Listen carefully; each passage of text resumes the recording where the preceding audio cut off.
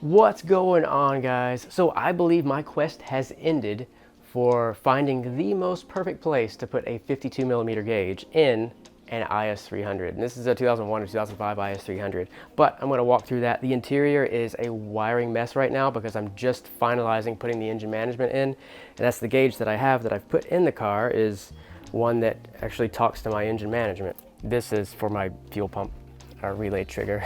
I held it up out of the way because I didn't want it to get tangled up in anything else. So whatever, it is what it is. You just kind of got to deal with it. So if I lean forward about a foot, this is my visibility right now, what the camera sees, and that's the gauge.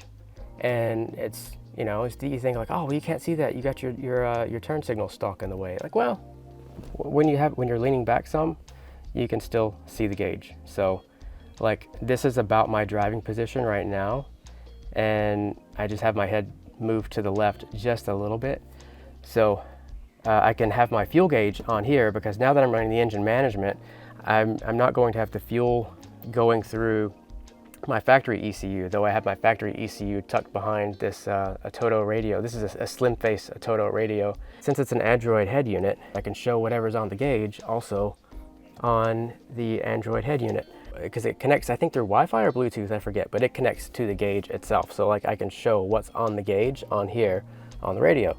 So it's actually very convenient. So I can have my fuel level, I can have 3 different pages, 3 different screens up that I can swipe through and look at the different, just the different things that my sensors are showing me, everything. I have a pressure sensor on everything fluid on this engine, from the power steering to the coolant pressure, the oil, and yeah, so, and then obviously air pressure. So I'll be able to show whatever I want on this screen based off of what's on this little gauge over here, and I can see the gauge. Like, this is just my head tilted to the left a little bit, and I can still see it. I can peek around and see like okay, hey, there's something on the gauge. Or I can look over here on the screen and see. But I don't like this. I don't like these 3-pod gauges. And I don't like the pillar pods. Like, I don't like something that makes you look like a, you know, a little street racer kid or something. I feel like the police look out for stuff like that. Oh, well, he's got a little IS300 and he's got gauges all up his pillar. Like,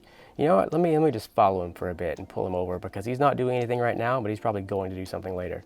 So that's not exactly why I don't like the pillar pods. I just don't like that little street racer look of, you know, like, oh, he's got gauges all over his car. Like, I like it simple, and I really like how this is. So looking at how I put this in, I used a hole saw on this, and any IS300 purists out there that are like, why did you use a hole saw on factory interior plastics? Like, well, this isn't a Toyota Supra. There's like 500,000 IS300s made, so whatever. It's my car. The wires go back there, and there's already a hole in the dash right there. Look at that sticky dash, the sign of owning an IS300. My hands were clean like a minute ago. So I had to cut this little notch out here so that the little clamp that goes around the back of the gauge could slide through. But that was the only thing that was in the way. After I used the hole saw going straight through the middle of this, I just put the gauge in, and it fit almost perfectly. I just had to cut that little notch out, and that was it. So any 52 millimeter gauge should fit in here. The ones that are deeper, you might have an issue getting it to fit.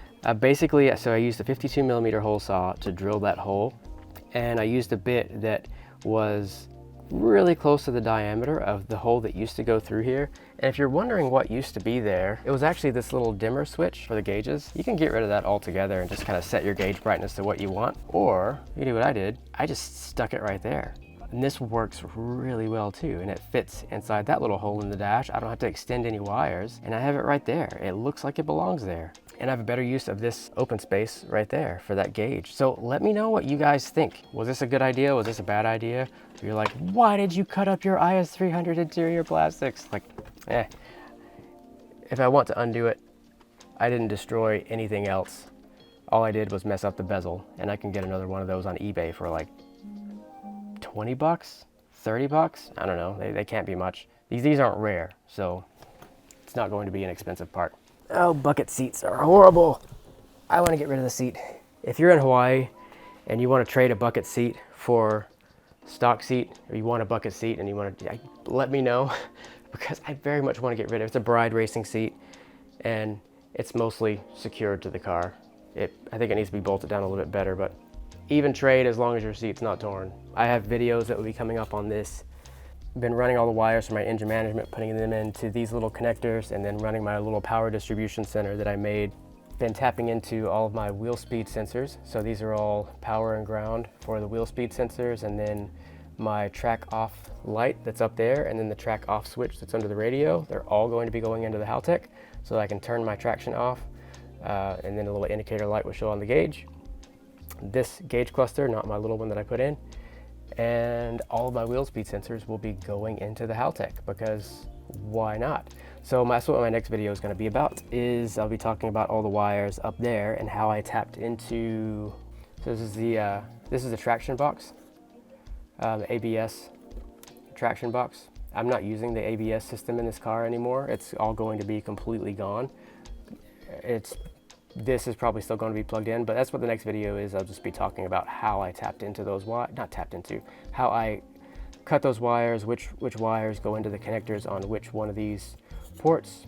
And yeah, so subscribe if you want to watch that video, or just don't subscribe and make it harder on yourself if you want to try to find that video in the future.